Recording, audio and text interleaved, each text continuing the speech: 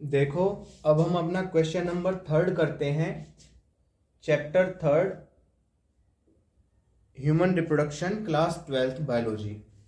Question 3 is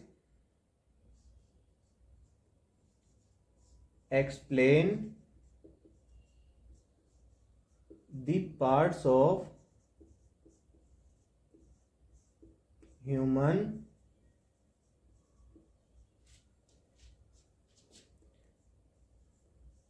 male reproductive system.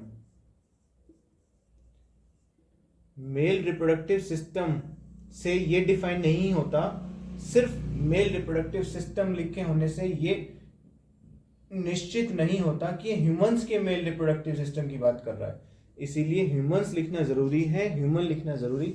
Parts इसके means जो जो भी पार्ट से बना है।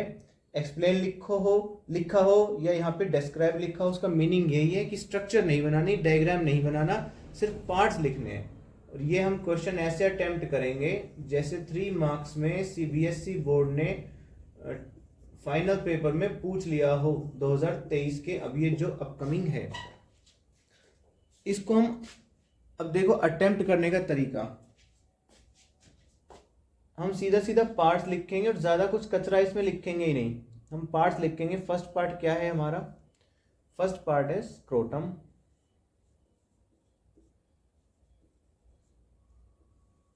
और स्क्रोटम में आगे एक ही पॉइंट है, here testes are located. Testes शब्द आ रहा है मीन्स प्लूरल है, 2 के लिए यूज हो रहा है। Testes are located. Second part is testes itself.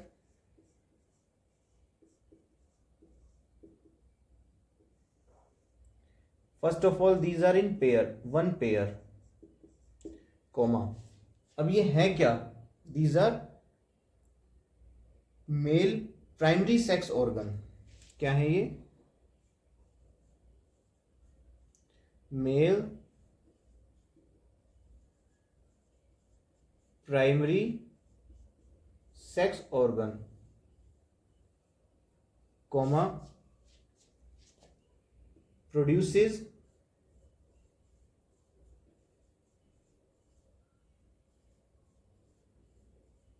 Sperms and testosterone.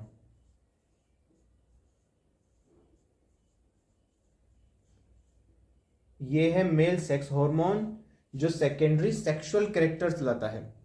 Beard का होना, लो पिच वॉइस का होना, मस्कुलाइन बॉडी होना, ये सब सेकेंडरी सेक्सुअल कैरेक्टर्स हैं। जेनिटल ऑर्गन्स पे हेयर्स का होना, आर्मपिट पे अदर बियर्ड आना और मोस्टेक आना, मूछ दाढ़ी मूछ आना, these are secondary sexual characters. और ये टेस्टोस्टेरोन की वजह से होता है मेल्स में। प्राइमरी सेक्स ऑर्गन है, स्पर्म्स भी प्रोड्यूस करता है। Third part is vasa efferentia. These are 15 to 20. 15 to 20 in each testis.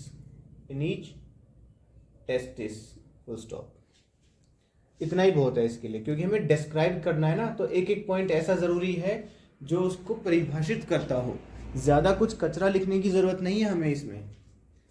Fourth part is वास एपिडिडाइमिस।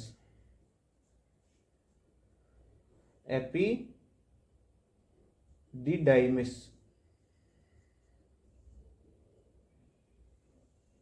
ये भी 1 पेयर है। 1 पेयर, देखो मैं नंबर भी लिख रहा हूं यहाँ पे।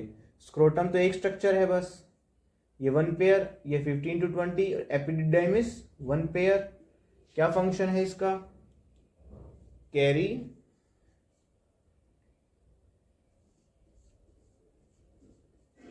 Sperms from testes to vas deferens.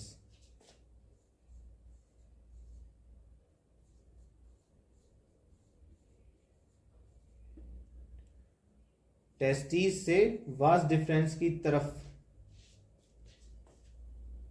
Fifth is vas deferens.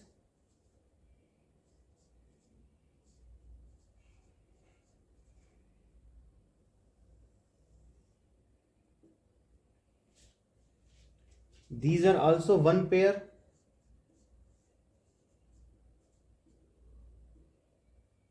These carry sperms from epididymis to ejaculatory duct.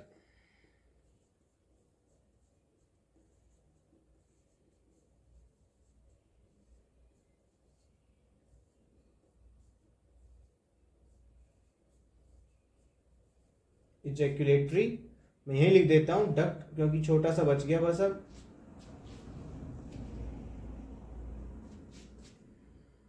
Ejaculatory duct.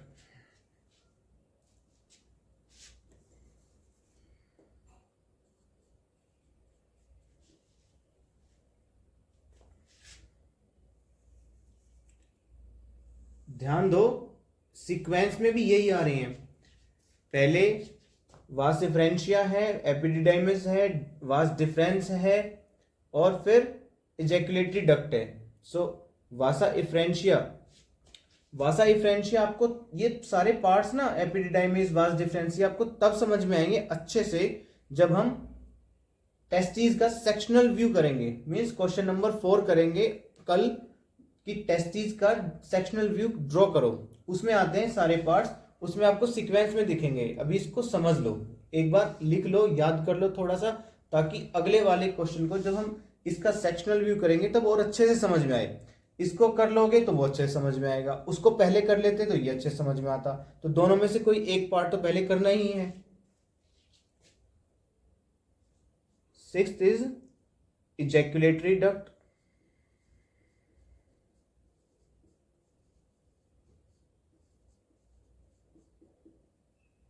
This is also one pair.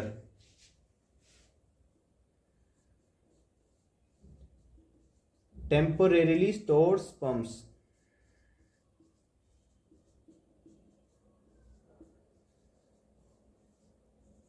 Sperms को टेम्पोरेरीली स्टोर करके रखती है जब तक इजैक्यूलेशन में वो इजैक्यूलेट नहीं होते हैं तब तक, क्योंकि टेस्टिस में बन तो गए हैं वो. Seventh part is urethra.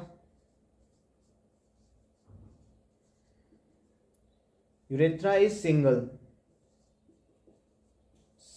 passage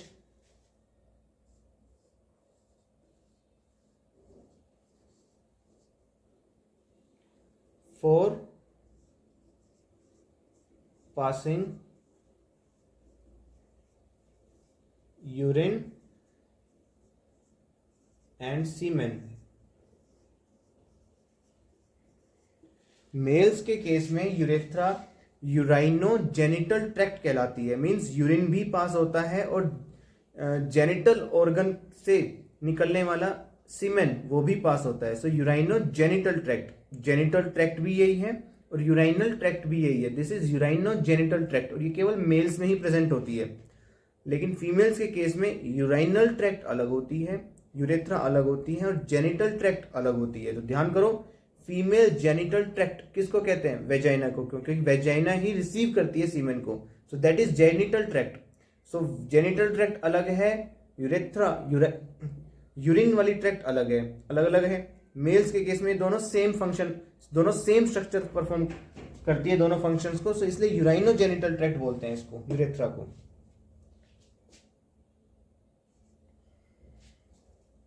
urine और सीमेन पास हो गया. 7 8th पार्ट इज पेनिस. ये भी सिंगल है वन.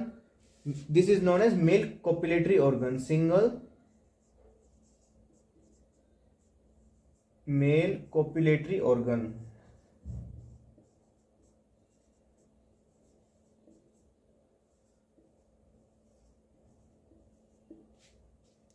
अब आप एक चीज देखो यहाँ पे, एक वर्ड तो आ रहा है कॉप्युलेटरी ऑर्गन, एक वर्ड आ रहा है primary sex organ.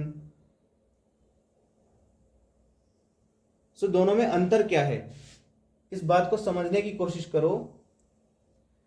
Testis primary sex organ है क्योंकि यही तो डिटरमाइन कर रही है कि वो टेस्टोस्टेरोन रिलीज कर रही है ना, तो ये सेक्स को डिटरमाइन कर रही हैं। दूसरा कॉपुलेटरी ऑर्गन मीन्स जो कॉपुलेशन करा रहा है, पीनिस का रोल होता है सेक्सुअल कांटेक्ट में, इसीलिए उसको सेक्सुअल कांटेक्ट को कॉपुलेशन भी बोलते हैं, कॉपुलेशन इसीलिए कॉपुलेटरी। ये सारे शब्द आप एक एक करके समझोगे, कई नाम है, मैं फिर भी आपको एक बार इंट्रोड्यूस करा देता मैं आपको फिर भी ये नाम इंट्रोड्यूस करा देता हूं। कोहेबिटेशन हो, इंटरकोर्स हो, कॉपुलेशन हो, कोइटस हो, इन सभी का एक ही मतलब है कि sexual contact between male and female partner. So copulation means sexual contact between male and female partner, copulation हो, cohabitation, intercourse, coitus, copulation, sexual contact, इन सब का एक मीनिंग है। कॉपुलेशन में जो हेल्प करे that is copulatory organ. So penis is the copulatory organ और ये सेक्स डिटरमाइनिंग ऑर्गन है, इसलिए टेस्टिस। एसेसरी ग्लैंड्स में 3 ग्लैंड्स हैं, सेमिनल वेसिकल पेयर में, prostate gland single, bulbourethral gland pair में। I hope this is very much clear to you now.